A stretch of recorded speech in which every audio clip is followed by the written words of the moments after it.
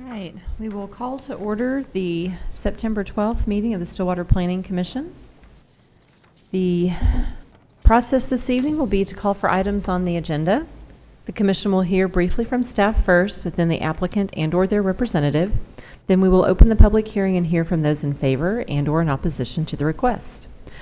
Before closing the public hearing, both staff, the applicant, and/or their representative will be provided an opportunity to respond and provide additional information and answer any questions that have been raised. After all interested parties have spoken, the public hearing will be closed. We will hear closing remarks and alternatives from staff. With that, the first item on the public hearing portion of the agenda tonight is a short-term rental, STR 0124.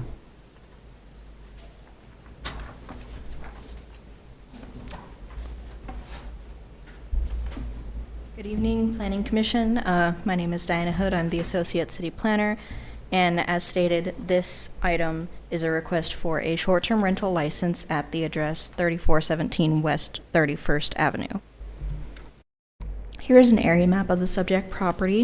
It is located on the south side of town near 31st and Eagle Summit. Planning Commission is the hearing body for short-term rentals. The hearing will be held as a specific use permit hearing, except there is no staff report or presentation.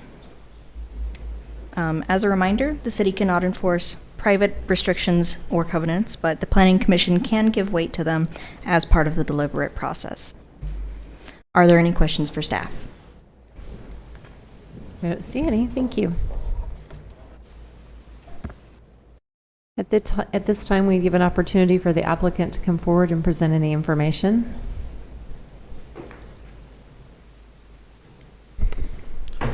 Hello, my name is Cameron Moore. I live at 3417 West 31st Avenue. My wife and I are here seeking a short-term rental license for that same property. So that's where we live. That is our primary home. That's where we do life at. I know that sounds a little redundant that I live at my home, but I think it's significant to emphasize that for the application of a short-term rental. I work from home 5 days a week, 9 to noon, so I have a home office set up. And so I work out of my home. In the afternoons, I have meetings in Stillwater, so I have to be in Stillwater in order to fulfill my job requirements, but I'm also working out of my home in the morning. We have 4 kids, ages 5 months to 2 years, 5 years old, and then 6 years old. The 2 oldest are homeschooled. My wife homeschools them. She has to homeschool them in our home. The 2 younger ones, the 2-year-old and 5-month-old, they take naps during the day, so that she has to put them down for naps during the day as she continues to homeschool our 2 oldest boys.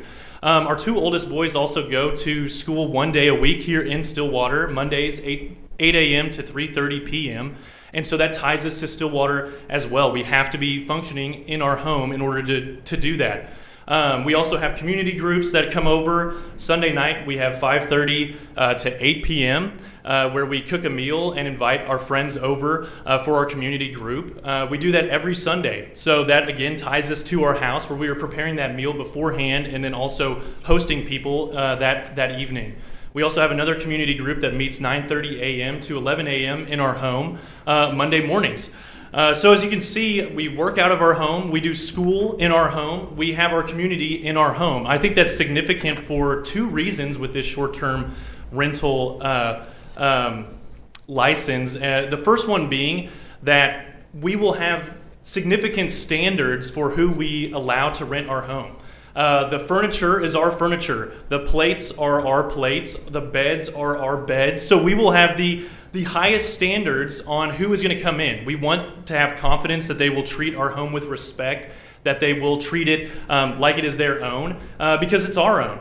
And we didn't order furniture online, have it sent to a different house in the community, and then put it together in one day and have never sat on the couch or slept in the bed. That is something that we use every single day. So we want to have very high standards in order to ensure that they are going to treat our property well. The second reason for the emphasis on we live in that house is that would limit the availability of our house.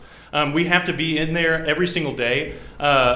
every single day of the week, so that would limit us to at least just the weekends. And even just thinking of weekends, we still have commitments on the weekends. So every single person that we would accept for a short-term rental will go through a vast filter of thinking, is this going to be worth it for us? Is this going to be something that we are comfortable uprooting our 4 kids and leaving town for a weekend in order to do? So we won't be doing it during the week, but we will have weekends available. And really our hope with it is that it would just be a few game day weekends. It would be graduation weekend and weekends that we are already leaving town for whatever reason. So it will be very limited to how many times we actually are renting it out. We had a short-term rental previously for 5 years. We had a short-term renter's license for that for all 5 years. And we did over 100 bookings in 5 years at that property. So that just shows that we have experience in this area. In those 5 years, we never got one complaint from a neighbor. There was never one issue brought up to the city. And we were able to gain so much experience through that we are confident that we can take that experience into our primary home now and be able to ensure that people are respecting our home and the neighbors around us.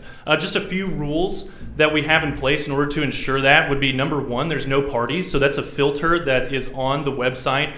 That if people are looking to host a party, they wouldn't even be able to find our house in order to request that. So no parties. Number two is a 2-night minimum stay. I've heard of stories of people renting it for 1 night and then not treating it with respect and then just skirting out the next day. We have a 2-night minimum in place. Number 3 is no local stay, so nobody from Stillwater would be able to stay in our home. Number 4 is limiting the amount of cars that can park at our house to 4. I don't even think that people would bring that many cars for reasons I'll explain in a little bit. But we're limiting that to 4. We have a 3-car garage with two areas in our garage available for people to park in, and then our driveway can hold 6 cars easily. But with the 2 available spots in our garage, the most amount of cars that people would see are 2 in the driveway. So that'll even just cut down on an eyesore of many cars, and they wouldn't need to park on the street at all or in places that they shouldn't be parking. So we can host up to 8 cars in our driveway and garage, but we're limiting it all the way down to 4. Number 5 is that we have installed quiet hours. So from 10 p.m. till 8 a.m., people cannot be outside of our house. They have to be inside. So if they're hanging out in the backyard and it becomes 10 p.m., they will be asked to be moved into the house so that it doesn't disrupt neighbors. That goes all the way till 8 a.m., so nobody's waking up super early being loud. We just want to be able to respect our neighbors during those sensitive hours through the night. Obviously, people could be hanging out in Stillwater later than 10 p.m., so the expectation would be if they're returning to our home later than 10 p.m., that they would just immediately go in the home. There would be no lingering outside. There would be no hanging out, again, just to ensure that quiet hours are respected. And then number 6 is that we are limiting the amount of people to 6 people in our house. And by doing that, that limits parties being thrown or just trying to put as many people as they possibly can into our house. And then lastly is not necessarily a rule, but it's more of just a reality. Like I said, we have 4 kids, so our house is built for kids. We have a king bed in one room. The second bedroom has 2 twin beds that come up knee high. And then for easy access for a 5-year-old and a 6-year-old to get in and out of bed. And then the third bedroom is a nursery with 2 cribs. So really, if you're thinking about 6 people staying there, 2 of them would be kids, 2 of them would be infants, and then 2 of them would be adults. If people were just wanting to have adults stay there, it would be 2 adults in a king bed, 2 adults in 2 twin beds, and then there wouldn't even be room enough for the additional adults. So really what we are doing is we are offering this for families. This is a perfect opportunity for families to come into Stillwater and to be able to rent a house where the parents can stay in a king bed, a child could stay in a twin bed, and an infant can stay in a crib. And really our hope would be that you could drive through our neighborhood and you would never be able to pick out which one is the short-term rental in the neighborhood. We live there full-time. My kids ride their bikes, play on their scooters all the time outside in front of our house. any of our neighbors would drive by and not be able to point out this is the short-term rental. They'd be able to say, no, this is where the Moores live. This is where the Moores house is. This is where the Moores do life. So thank you so much for just considering this. We would like to have this short-term rental, and again, just to be able to rent it out for a few weekends out of the year. And I'm available to answer any questions if you have any questions. Any questions for Mr. Moore? I do have one clarifying question. You mentioned that you did have a short-term rental for 5 years. Was that here in Stillwater? It was here in Stillwater, so all that experience is here in Stillwater. In the area, you know Yep. that you know the clientele and. Absolutely. Okay, great. Mhm. Thank you. You have one? Well, I have a lot of questions, but none of them that really apply probably to this forum. So Okay, all right. I'm just curious about things. That's Okay. Okay. All right. Very good. accommodating people. Okay, thank you. Thank you. Thank you. So at this time, we'd open the public hearing and ask if there's anyone else in the audience this evening that would like to speak in favor of this item. Okay. And I do have a list here. If there's anyone on this list, I'm going to start on the next name. If this is something that you would like to speak on in opposition, Jason Kirkpatrick, is this your item? Okay, please come forward. If you can state your name and address for the record. Good evening. My name is Jason Kirkpatrick. I live at 3008 South Rocky Ridge.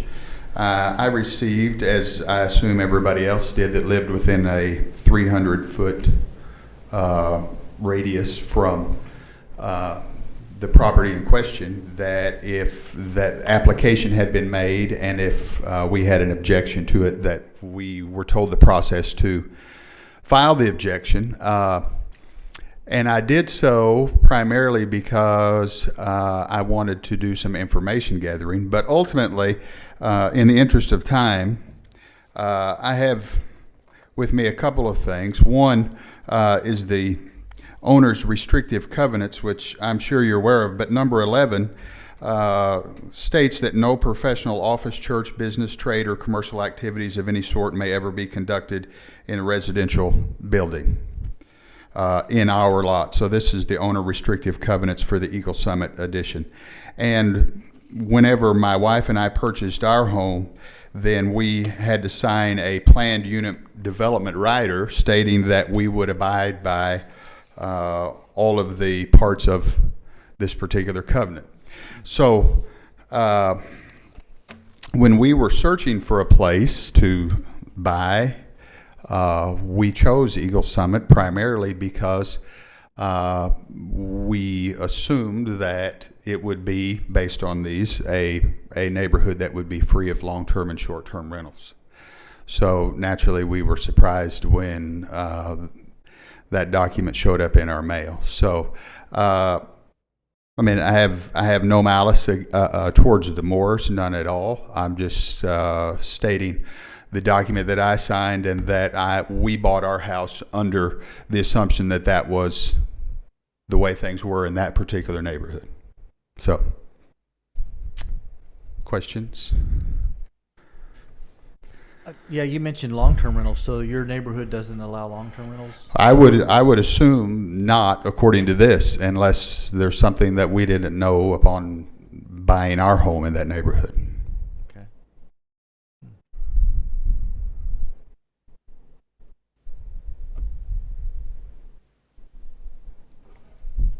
Let me ask you this. Okay. The item you said that was number 11 on your restrictive covenants, and that was what was commercial activity? Yes. Okay, and then the renting, was that a different item? Or is that part of the commercial activity? I would assume that falls under commercial activity. Renting is not. Is it listed under there? The word renting is not in this, no. Okay. But in your restrictive covenants, does it say something? Is there regards to renting? Business, trade, or commercial activity is the exact Okay. wording.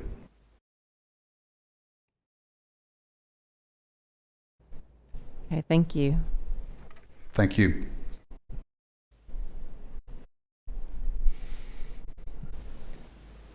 Okay. At this time, we'll ask if there, for the next one on the list here, Ben Burr. Oh, good.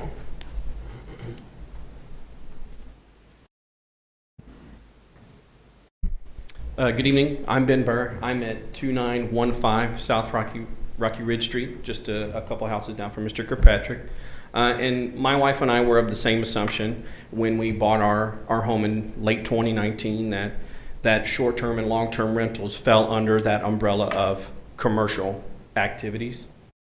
We still feel that way. We've had questions with some of our neighbors concerning the same understanding, and it seems to be a blanket statement that all of us consider commercial activity, both short-term and long-term, as a negative to our neighborhood, and no ill will towards the Moores. But my biggest complaint, honestly, is the location. And what I mean by that is they're at a corner, and there are some neighbors that like to park along that corner. Not talking about their tenants, just some of the neighbors. And the width of the street, if any of his new short-term tenants were to park on the street, there's a definite blind spot without anybody, but then it's just exacerbated by more vehicles possibly parking on the street. I know he says there's going to be restrictions, but we all live in reality. We understand that some people might not necessarily follow those restrictions, especially if there's not a watchful eye reminding them on a constant basis that those restrictions need to be upheld.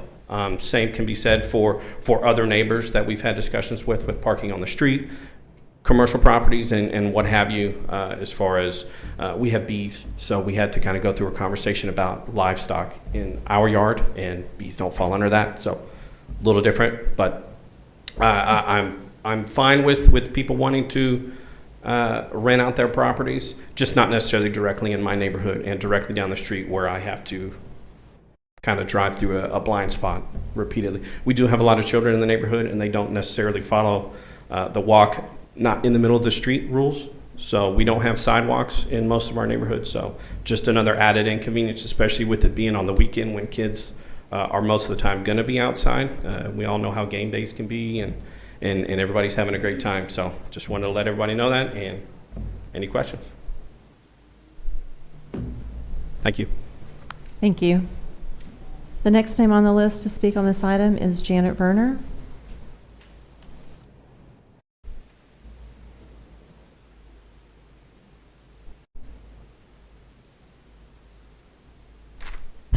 Good evening. This is concerning Janet Verner, and I live at 708 West 11th.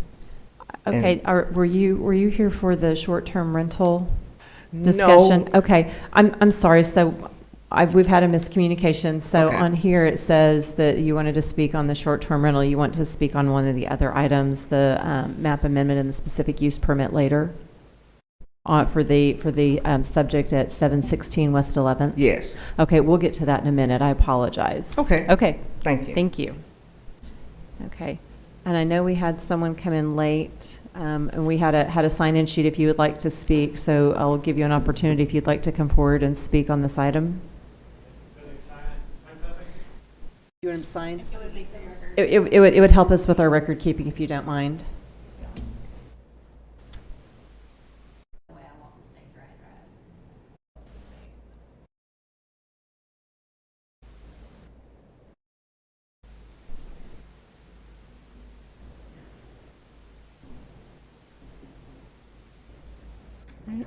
And now that you've written it, we're going to ask you to state it again for the record, so we're going to make double sure that you are who you are. All right, Michael Campbell. We live at 2921 South Rocky Ridge. We're Ben's neighbor. I don't have a whole lot to say, but I will say this was tried once before in our neighborhood, and they had similar stipulations, a certain number of people, and his neighbor had to call when 20 people showed up. It was basically a party, and the gentleman did shut it down, but I'm a little afraid the same kind of thing could happen. But that's all I have. Any questions from the commissioners? No? Okay, thank you very much. All right, at this time, we'll close the public hearing, and we will give the opportunity for the applicant, if there's anything this evening, commissioners, anything else you want to hear from the applicant to answer any questions that you've heard from the neighbors?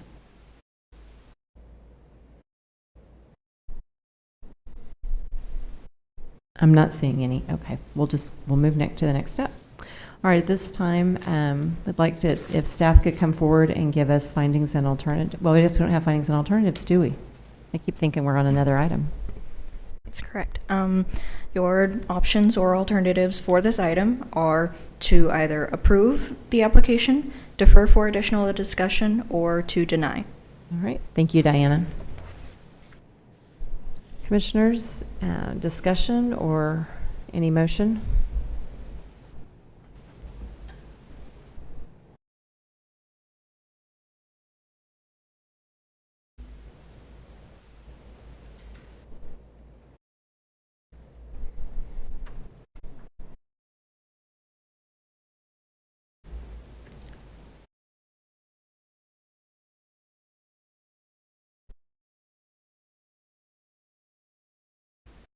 Do we have any way of knowing for the neighborhood covenant if rentals are grouped into the business, the wording that they were speaking of earlier?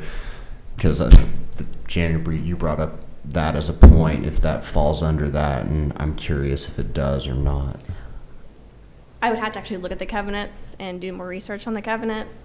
However, usually commercial trade or use is selling goods or services, typically. That's what that means. So rentals would fall under that. I'm not saying that. No, the selling of goods and services would not be rentals usually. But like I said, I don't have their covenants. I'm not their attorney. It's hard to say that, actually, having more time to look at the covenants. And just to remind you all, we cannot enforce their covenants. We can give weight to them, but we cannot enforce their covenants. Their HOA could.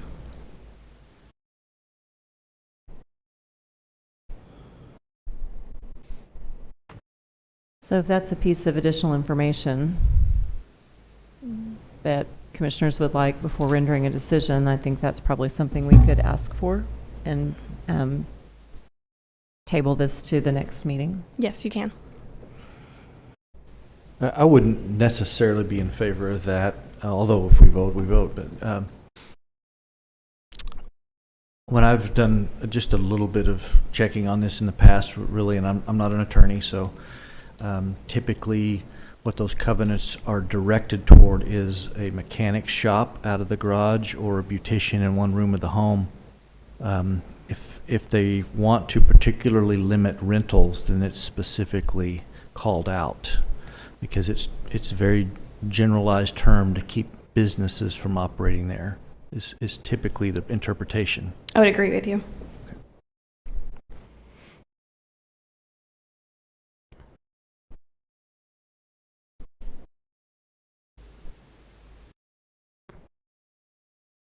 So I think the applicant has an understanding of the process, has experience with it, and certainly would be mindful of the property being taken care of, given that it's not for the purpose of short-term rentals, it's for the purpose of primarily their residents.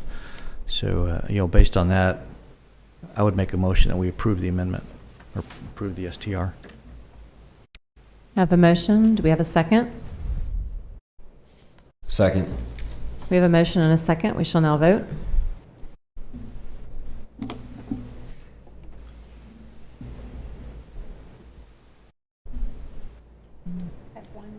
She's trying to. It's not. Okay, so I have 4 yes and 1 no choice. Is Ms.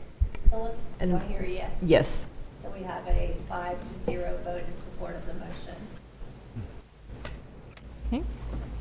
Next item on the agenda is a map amendment, Stillwater Housing Development Corporation. It's map amendment MA 23-04.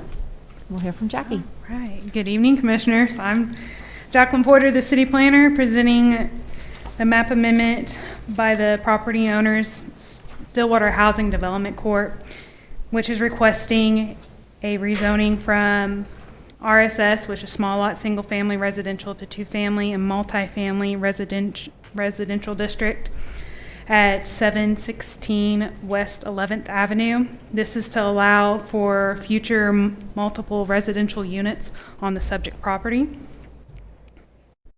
Here's an area map of the subject property. It's located at the northeast portion of the intersection of Ramsey and 11th. Here's an aerial view. To the south is the Southern Woods Park with the dog park, and all of its associated parking with it is adjacent to it. Here's a street view looking northeast from the intersection of South Ramsey and West 11th. The zoning of the property is RSS. RTM is in the vicinity of the subject property and is on surrounding to the north and to the east, and then to the south and the west is public for our parks. The future land use map for the comprehensive plan, the desired use of the community at the time of the comprehensive plan was adopted was low density. Roger Gose is here on behalf of the applicant. Are there any questions for staff? Any questions for staff? I don't see any. Thanks, Jackie. At this time, we'd ask if the applicant would like to come forward, or the representative. Roger Gose, 1120 East Connell. I'm the chairman of the Stillwater Housing Development Corporation, which is owned by the Stillwater Housing Authority. It's an arm's length away from that, so we can do some things the feds won't let us do. So we'd like to build, I think, 7 or 8 small one-bedroom type housing units on here for people that need a place to live, and we would own them all. That's why we need to go to RTM, is we're not going to subdivide it, and RTM lets us put, I think, up to 20 units per the acre. That's not what we're planning on doing. And okay, we just want to put in a small housing cluster in this area. The Development Corporation would maintain it and maintain the property and the grounds. And we've got this piece of property. We'd like to do something with it instead of mow it. And the neighborhood to the east is pretty much in decline, and doesn't make a lot of sense to go in and put a big multi-bedroom house on this piece of property. It doesn't work. So that's what we're trying to do. We've been trying to find some property that we could put in this one-bedroom small units for people that need some housing. Any questions? Any questions from the commissioners? I did have one question for you. I know that area is very low. Is it out of the floodplain, or would the finished floor have to be raised up? Southwest corner is in the flood plain. Okay. Flood fringe, not in floodway. Flood fringe, okay. And so there may have been. in the next item, I think you may have a layout. Actually shows the line. That's why it's horseshoe or L'd Gotcha. around, and that would be remain as an open area. Okay. And yeah, there's a pretty good city drainage channel just to the west on the west side of Ramsey. So that's why some of that flood water happens there. Okay. All right. That was my only question. Okay, thank you. Thank you. All right, at this time, we would open up and ask if there's anyone in the audience this evening that would like to speak in favor of this item. Seeing none, we'll ask if there's anyone in the audience that would like to speak in opposition. And Janet Verner, I believe we've got your name on here. All right, we'll try this again.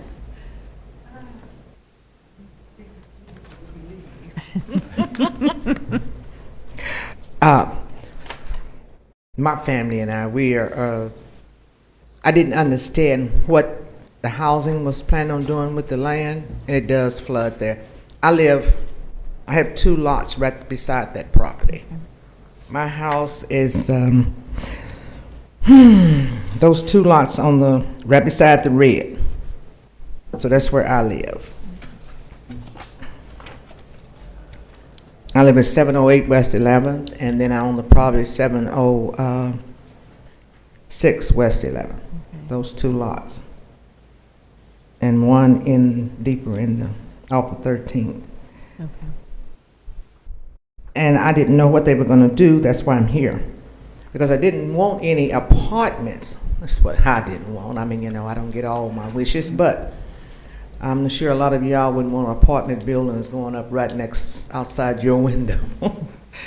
Now, he said something about the tiny homes. Is that what you were speaking of? Not the tiny homes, the one unit resident, like a small house, one bedroom. To the, if you want to address them to the commission, yeah, so it's, this is what was in our information, and that would be, looks like maybe 8 of these set up in an L shape on the property. And it's there's a floor plan. All right, give her my copy. Sure, yeah.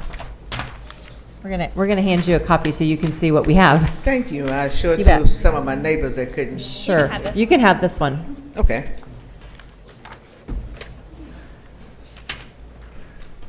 So the information that we have in the packet is a plan that shows 8 units with some common green space. And it looks like of those 8 units, they're all a 1-bedroom unit. And it looks to be, I think I counted earlier when I was looking at this, I think that there's 12 parking spaces. And there are, the handicap spaces are also available. And then you can see kind of what the character is from that they're planning. Okay. They look rather nice, make the neighborhood look good. May make my house look bad. Mine's been there since 1936. Grandpa willed it to us. He owned the land. So I guess that's all I need to know, I guess. Okay, all right. Thank you. Thank you so much. All right, at this time, we will close the public hearing and would ask for staff to please present findings and alternatives.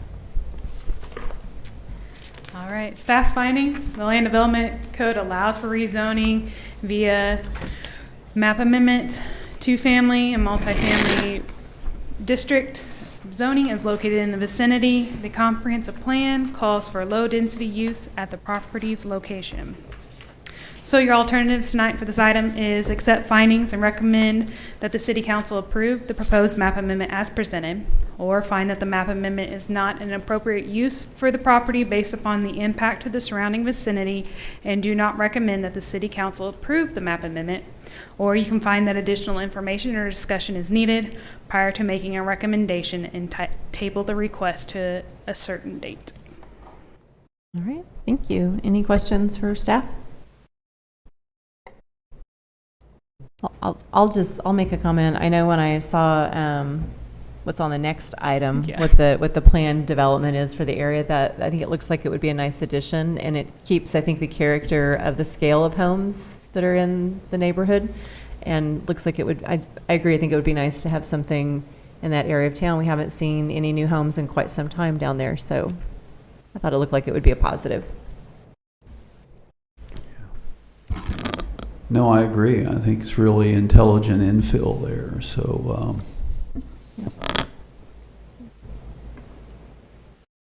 Any other thoughts or perhaps a motion? I'll motion to accept the findings and recommend that the City Council approve the proposed map amendment as presented. I second the motion. We have a motion and a second. We shall now vote. Motion passes 5-0. The next item on the agenda is a specific use permit, SUP 23-06. Yes, thank you. So this is in correlation with the map amendment. The specific use permit is to allow for conventional single-family structures in the previously approved map amendment of an RTM at the property located at 716 West 11th Avenue. Just a refresher, it's at the corner of Ramsey and 11th, and the aerial view showing that Southern Woods Park is to the south and all this parking. Street view again. Your zoning map, it was just previously approved to be RTM with RTM in the vicinity with single family adjacent. Stillwater Housing Development Corp. Is proposing an 8 one-bedroom conventional single-family homes. Section 23, 139E4 allows for more than one principal resident structure in an RTM. Oh, Roger's here. Do you have any questions for staff? Any questions for staff? All right, thanks, Jackie. All right, I can just. I don't know, commissioners, does anybody need to hear from the applicant? Kind of looked at this. All right. We're good. Okay. So, Still have to open and close the I do, yeah. So we'll open the public hearing, and I'll ask if there's anyone in the audience that would like to speak in favor of this item. Seeing none, I'll ask if there's anyone in the audience that would like to speak in opposition of this item. Seeing none, we'll close the public hearing and ask staff to present findings and alternatives.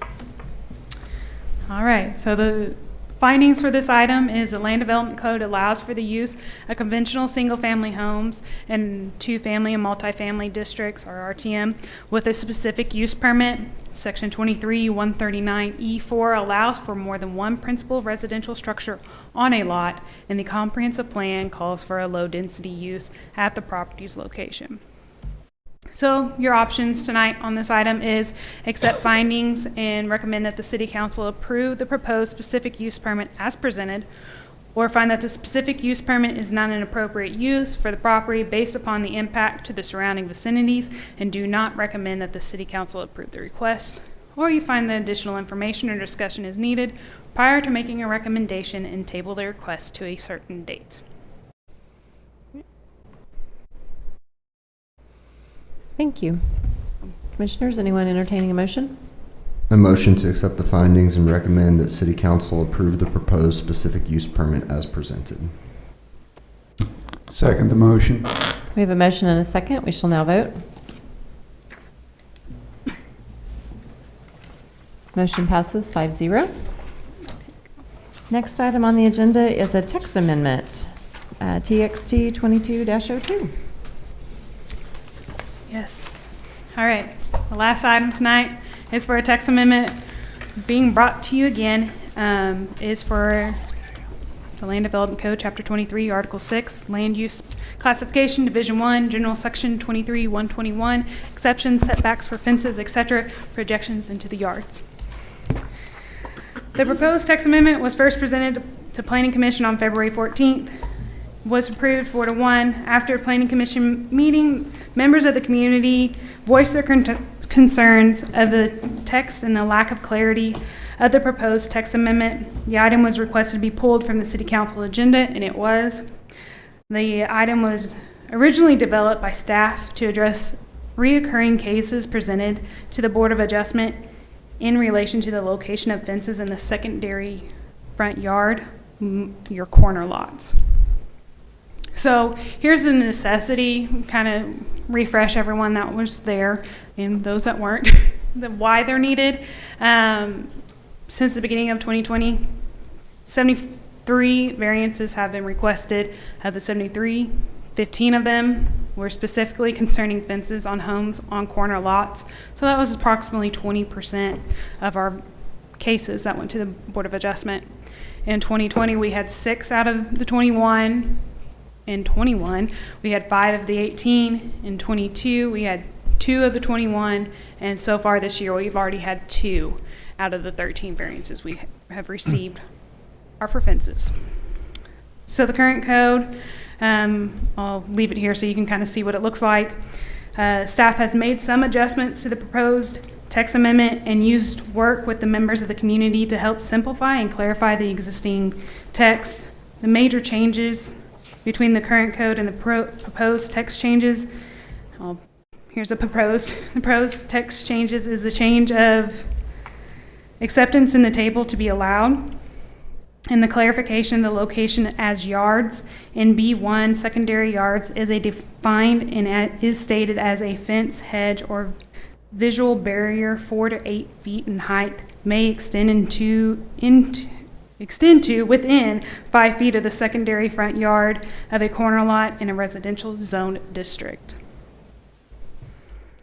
Are there any questions for staff?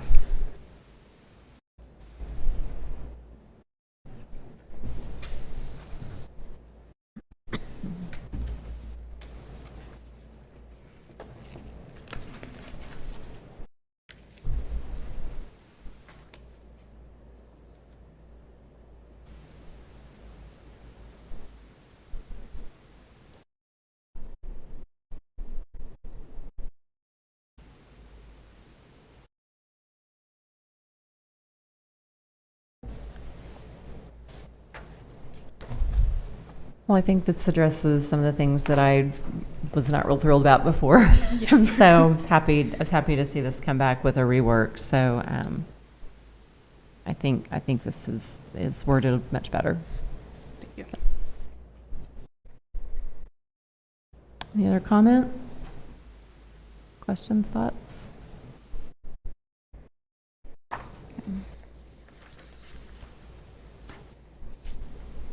Right. So, Counselor, do we need to open for public hearing on this one as well? Yes. All right. So we'll open the public hearing and ask if there's anyone in the audience this evening that would like to speak in favor of this item. Seeing none, we'll ask if there's anyone in the audience that would like to speak in opposition on this item. Seeing none, we'll close the public hearing and ask staff to present all findings and alternatives. All right, so staff findings, the text amendment to the Land Development Code is needed to address the height limitations of fences on secondary front yards or corner lots. So your alternatives tonight for this text amendment is accept findings and recommend that the City Council approve the proposed text amendment as presented, or find that the text amendment is appropriate for the definition with identified amendments and recommend the City Council approve the request, or find that additional information or discussion is needed prior to making a recommendation and table the request to a future Planning Commission meeting, or find that the text amendment is not needed and do not recommend that the City Council approve the request. All right, thank you. Commissioners, anyone thinking of a motion? Chair will move to approve the text amendment and recommend for approval by the City Commission as presented. Second. We have a motion and a second. We shall now vote.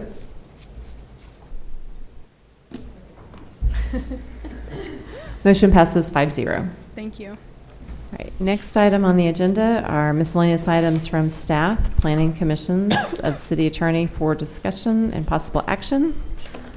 The only item that we have on the agenda is that the next planning commission meeting is September 19th, which will be next week, which is a little unusual. Usually we get more of a break, but it's just next week. And the last item on the agenda is... Oh, I got You got one more? Yes. All right, we got an impromptu. So, All right. Yes, exciting news. Last night, City Council approved our contract with Freese & Nichols Incorporated, so we will be working on our comp plan and code diagnostic. So we will be starting that soon, so be on the lookout. We'll be starting to send out surveys and advertising for this comp plan, so it's exciting. Very exciting. It's wonderful news. Yes, that's all I Yay. have. Woohoo. All right, good. Good deal. Motion to adjourn. Second. We have a motion and a second. We shall now vote. Motion passes 5-0. We stand adjourned.